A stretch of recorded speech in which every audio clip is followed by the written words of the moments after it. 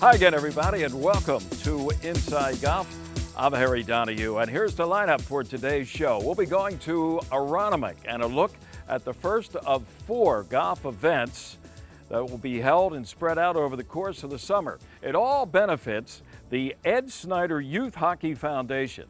Now, with his foresight, the late Ed Snider made sure that all donations to the foundation would be matched on a 2-to-1 ratio to support the many programs of the foundation. And we'll also be going to Ben Salem Country Club for a PGA Hope event. PGA Hope, helping patriots everywhere. It is a free veterans program, and it includes a 5-week clinic with instructions taught by PGA professionals. It offers the vets what many of them are missing, competition in a sport they can play for the rest of their lives. And of course, we'll also be assembled here at Lulu with our teed off panel. It's all coming up next on Inside Golf. The 25th season of Inside Golf is presented by Destination Montco Golf. Your next golf getaway is in Montgomery County, Pennsylvania. Visit montcogolf.com. By the First Tee Greater Philadelphia. The First Tee not only helps young men and women become better golfers, but most important, better people. Get involved. Visit firstteephiladelphia.org. By the Philadelphia Association of Golf Course Superintendents, a community of professionals enhancing the game of golf since 1925. Make sure you thank your golf course superintendent today. By Gap, celebrating 125 years of amateur golf. By Jersey Man and Philly Man Magazine, a digital publication and private business network. Read the current issue free at jerseymanmagazine.com. By the Haverford Trust Company. For life's must-haves, there's Haverford. And by Inside Golf's partner since 1998, the Philadelphia PGA section, the experts in the game and business of golf. Golf is the great equalizer. For many, this journey is an escape from reality, a chance to be part of a team, a career opportunity. PGA Reach impacts lives through golf by lifting people up, giving them hope, and sending them down an alternate path that they never saw coming. With PGA Reach Philadelphia, as in life and in golf, the most important shot you take is the next one.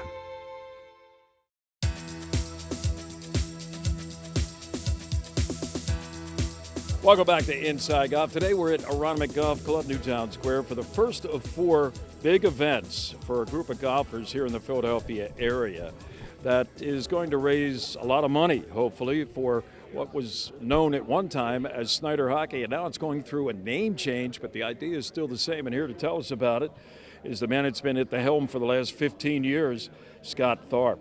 Scott, first of all, thanks for having us here at Aronimink for the first of 4 big events today. Last year you tried this experiment. Must have been successful, right? It was wildly successful. First of all, the name change. It used to be known as Snider Golf. Now it's known as? Well, we used to be simply the Ed Snider Youth Hockey Foundation, and we've just decided, because education has become so important to what we do and our mission, we've formally changed our name to Ed Snider Youth Hockey and Education. And we really feel that it's important to help us with our mission to create opportunities for under-resourced youth in the greater Philadelphia region to prosper in life, and education is the key to that. Education is the key. I know you used to have the expression from crayons to careers. Well, it goes crayons through college to careers, and we still stand by that. Absolutely. In your wildest, what would you say is the number of kids that have been a beneficiary of this, and also dollars and cents wise, the amount of scholarships that have been won by those kids? Since our inception, I believe we probably over 15,000 kids. We've invested close to $5 million in scholarships, both in secondary and post-secondary scholarships for our kids. And we currently have approximately 150 young men and women either going to college or going to high-performing secondary schools on full scholarships right now. As amazing as that is, it couldn't be done without the group of people that are here today, once again supporting that idea and the legacy of Ed Snider.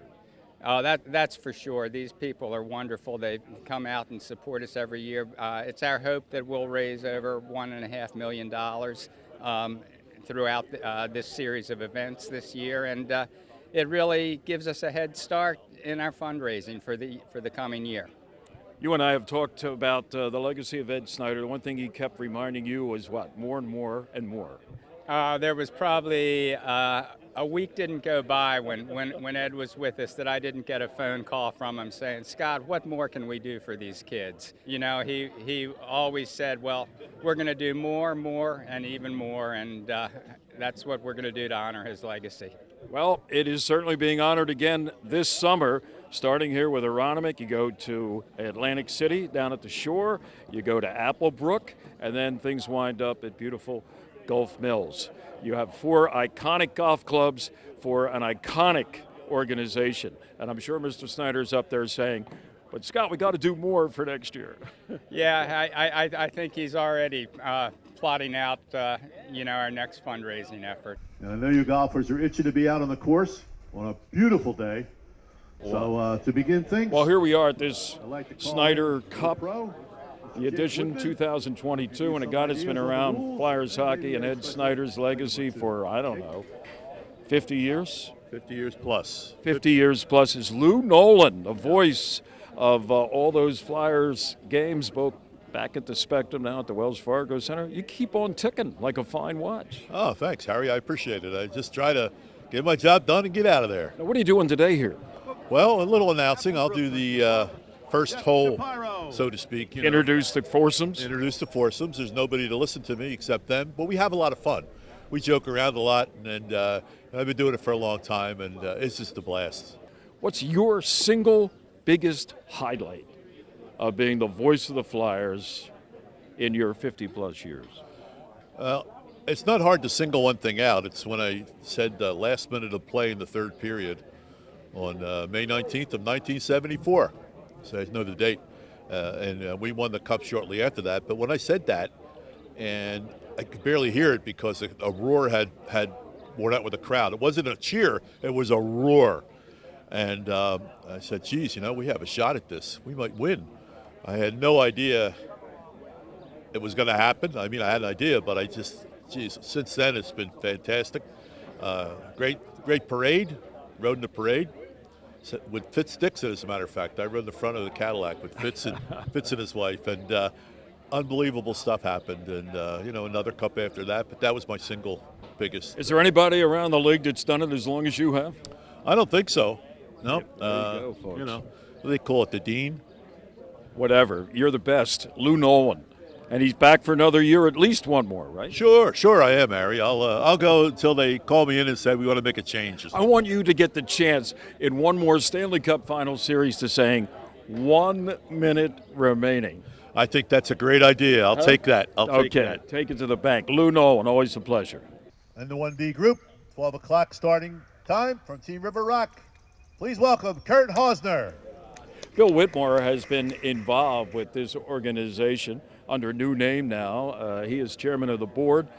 The new name, we talked to Scott Thorpe, Ed Snider. Youth Hockey and Education Foundation. And you've been, like I say, since day one.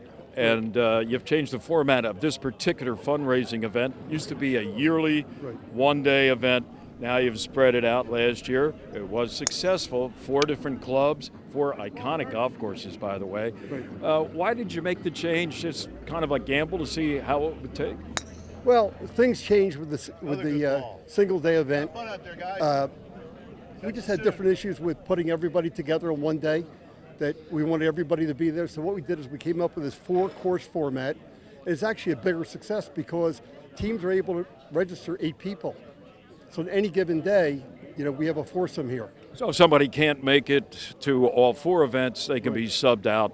And last year it worked, and why change, right? It worked so well that 16 foursomes on the last day signed up for this year. That's how successful last year was. And we expect the same. We're sold out, doing really well.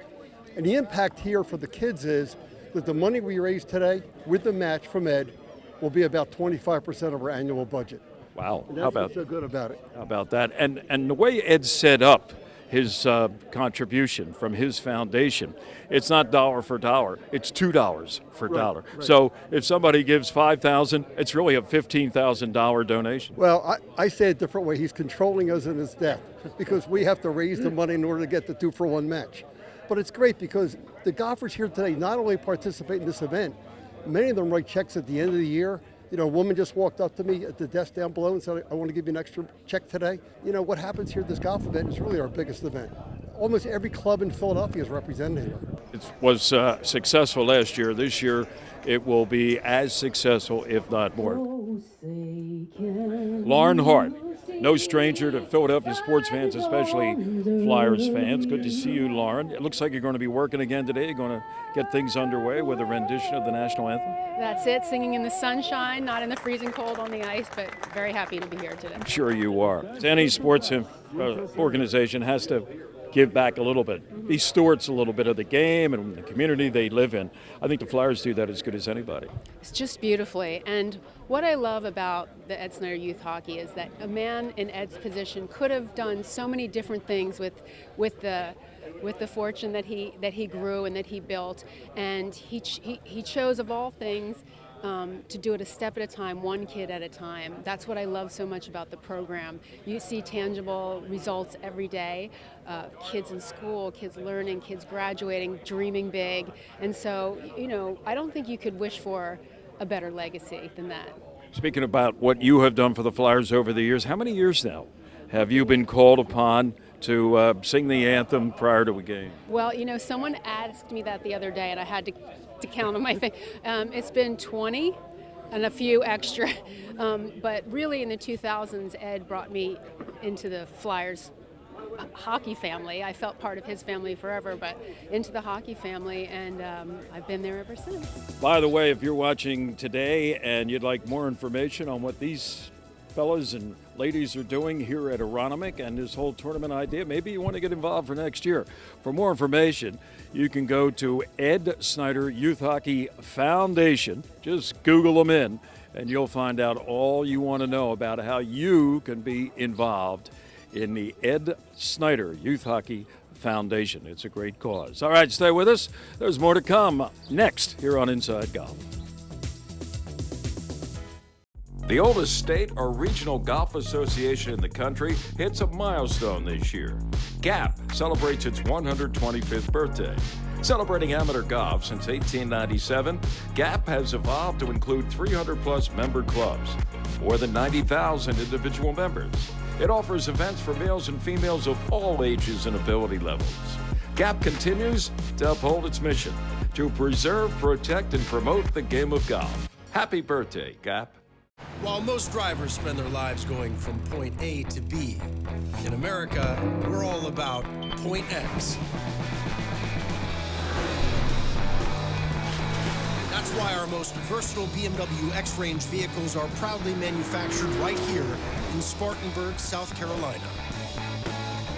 The BMW X-Range, your next X-Venture, starts here. Visit your local BMW Center today for attractive lease and finance offers.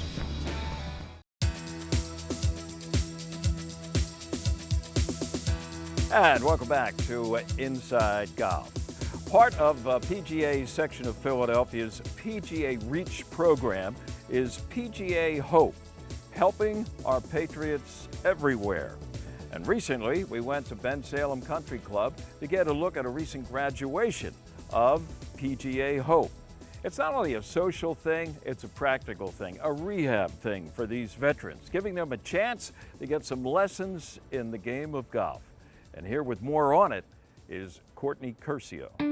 Our host tonight is Ben Salem Township Country Club for our last spring Hope graduation of this year. Hope stands for Helping Our Patriots Everywhere, and in the Philadelphia section itself, we have graduated over 180 veterans just this spring and 400 total veterans over the past couple of years that we have had this program. We have 8 chapter locations. This is one of the 8 chapter locations that we have at Bensalem Township Country Club. And tonight is our last graduation with 30 PGA Hope veteran graduates. This clinic series is open to all military veterans, and we've seen it really be therapeutic for the veterans that have participated. So PGA Hope clinics are just the start of what the program really is. So our next step is leagues, and that's what's here at Bensalem. We have a league component because they've been with the program since 2015. And after that, we really try to help the veterans realize that there's plenty of other opportunities. If you're not able to play, maybe there's a job that you might be interested in, whether that be part-time or full-time. We really try to help them embrace the golf industry and know that there's plenty of opportunities for them, and the start is with PGA Hope. I knew about the program last year and I didn't get a chance to play in it, but this year the pro here, one of the pros at the club, invited me to come out, and it's been a blast. I'll tell you, it's nice to get out with fellow veterans and older guys like me. You know, there's a lot of young guys out playing golf, so we're kind of like level here, you know. So, but it's a great program. I'll tell you, I'm going to tell all my buddies who are veterans that next year when it comes around, they should think about enrolling in it, because it's been a blast. It's been a great time.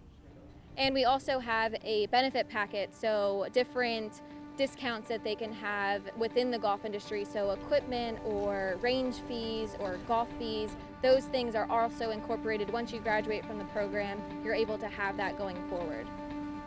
Well, it's had a definite impact, and one of the things that I thought would be, it never come to a fruition, where I would come home from a seminar or come home from a session, a Hope session, and put my head down on the pillow and say, yeah, it was it. I never feel that way, because I always feel the opposite way. Could have done this better. What do we do this? Maybe I got to call Bill Sauter. Maybe I got to call Guzzy. And always, you know, so that I live with that feeling now. Although we've done a good job out there, it's never, I feel like it's never enough. We can do more. We can always do more, because our veterans have given so much more than you realize, especially the ones that have served in places that you can't even pronounce the names.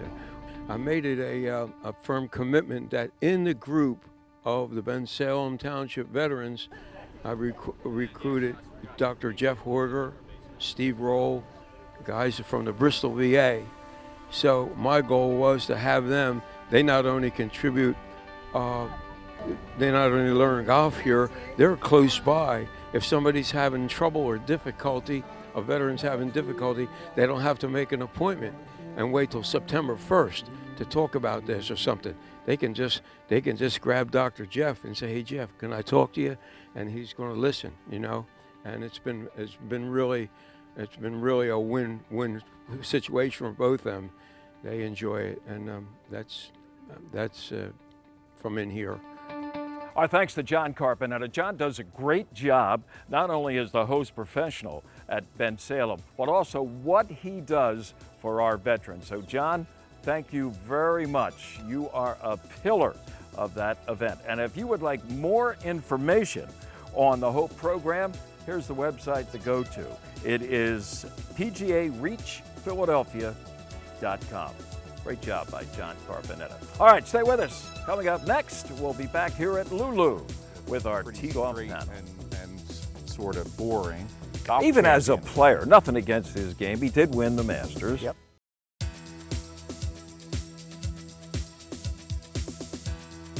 Welcome back. Inside Golf continues with our teed-off panel. Today, we're back at the Lulu Country Club in Upper Dublin Township. Beautiful sunny day. It doesn't get any better than this, except if we were on that side of the railing. That's right. Playing a little bit of golf. But hey, there's always time, right?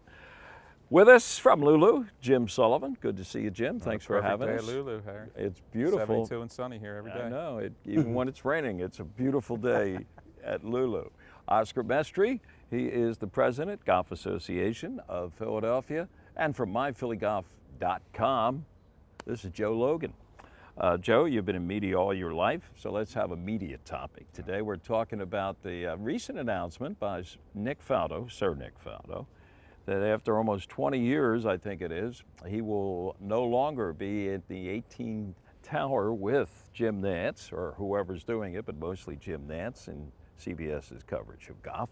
Trevor Immelman was their quick replacement, so I guess Sean McManus and his staff must have had him ready to go. But first of all, on Faldo leaving, and your thoughts on that? Not particularly sorry to see him go. I think it was time. I mean, you know, I didn't think he was the greatest at that job, but he was adequate, I think. I don't know that he's left a trail of fans in his wake, maybe, but... You're old, I should say you're old enough, but you're experienced enough to have covered Nick Faldo when he was a player. And, you know, he wasn't a media darling by any stretch of the imaginations on either side of the pond.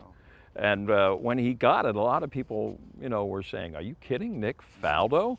He despised a lot of people that talked for a profession about the game. And here, did he make a relatively seamless transition, or were you surprised how he made it for this long?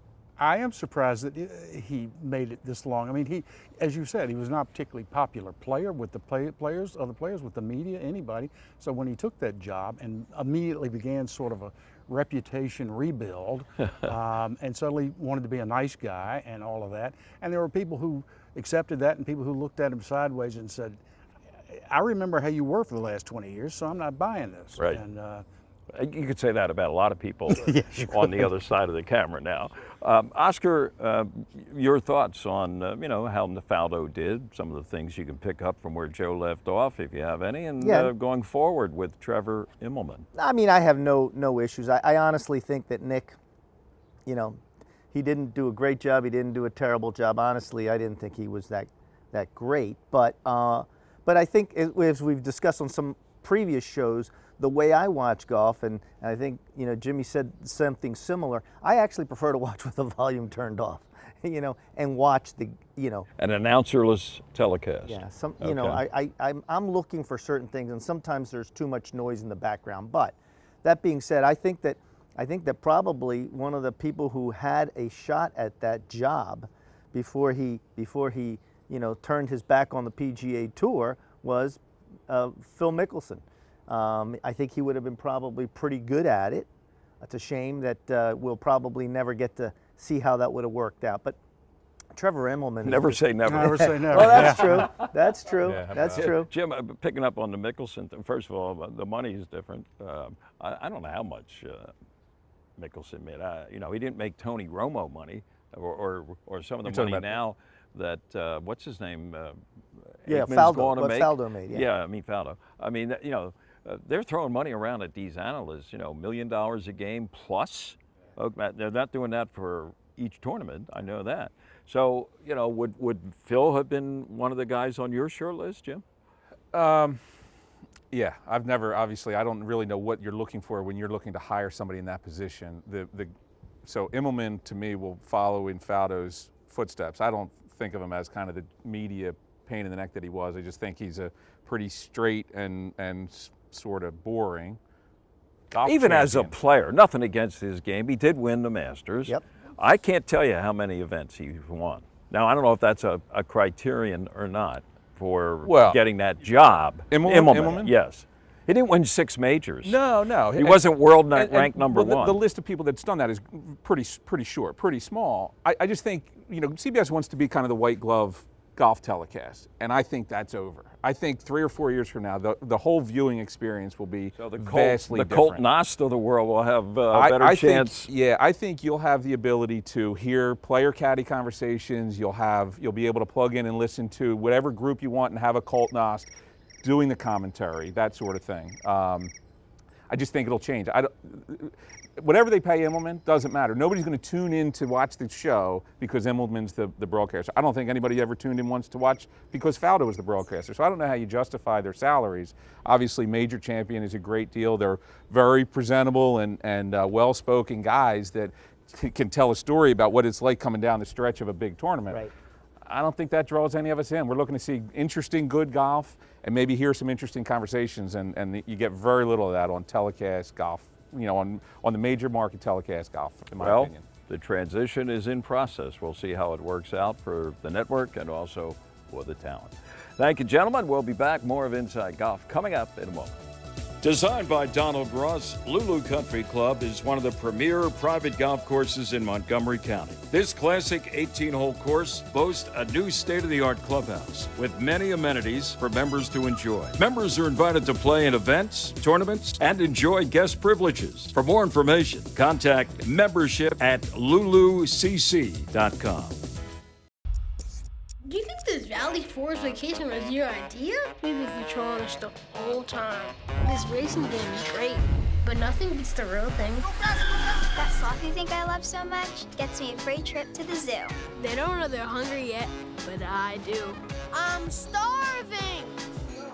Charlie, Charlie! Works every time. Just wait until you see that plan for the next trip. Visit Valley Forge, where kids make the rules.